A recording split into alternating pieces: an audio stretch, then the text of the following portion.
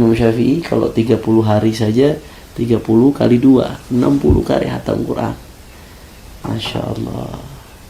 Siapa di antara kita yang mampu seperti Imam Syafi'i?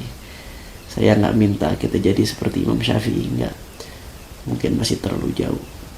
Yang saya harapkan, nasihat khususnya untuk diri saya sendiri dan untuk Anda semua saudara-saudara saya yang saya cintai, yang saya harapkan minimal, kalau kita nggak bisa hatam terlalu banyak, minimal jangan sampai bulan Ramadan nggak hatam Al-Quran. Habib saya sibuk beb, saya dagang beb, saya kuliah beb, saya ini beb, saya itu beb. Hatam Al-Quran nggak sulit. Satu hari cukup kosongkan waktu setengah jam saja buat baca Al-Quran. Setengah jam, kalau bacanya lancar dapat 1 juz. Setengah jam 1 juz. Tiap hari setengah jam, 30 hari hatam Al-Quran. Nggak ada yang sulit. Tapi saya kan sibuk. Masa setengah jam nggak ada? Buat main HP lebih dari setengah jam. Buat nonton TV lebih dari setengah jam. Buat ngabuburitnya saja udah berapa jam itu. Masya Allah, tabarakallah.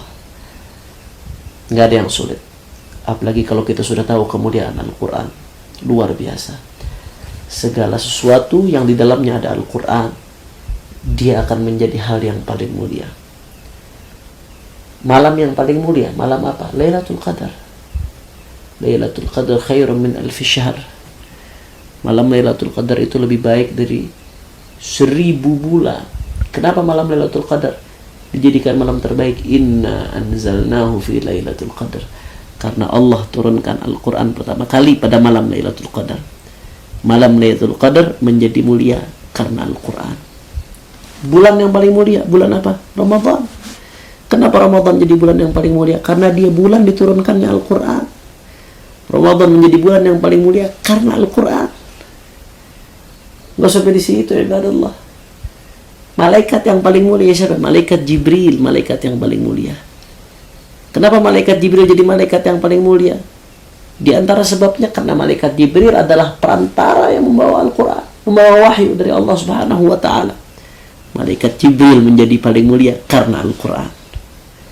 Bahkan Nabi Muhammad SAW, Nabi yang paling mulia. Apa wahyu yang diturunkan kepada Nabi Muhammad SAW? Al-Quran. Wahyu yang paling mulia diturunkan kepada Nabi yang paling mulia. Bahkan tidak sampai di situ. Rumah yang paling mulia. Bagaimana rumah yang paling mulia?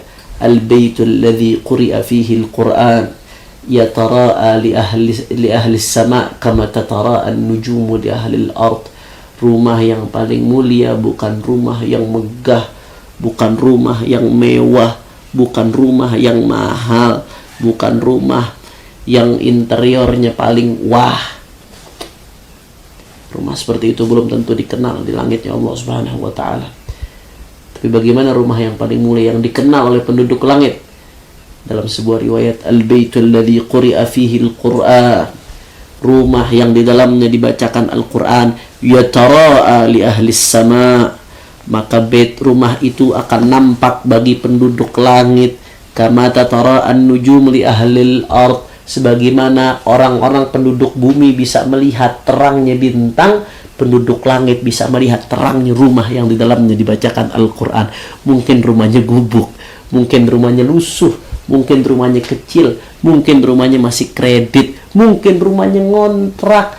Tapi kalau dibacakan di Al-Quran, di dalamnya dibacakan kalamullah, rumah itu menjadi rumah yang paling mulia, yang dipandang oleh penduduk langit. Terang benderang, bersinar. Kenapa? Karena dibacakan di dalamnya Al-Quran. Bahkan tidak sampai di situ. Sebaik-baiknya manusia. Siapa sebaik-baiknya manusia?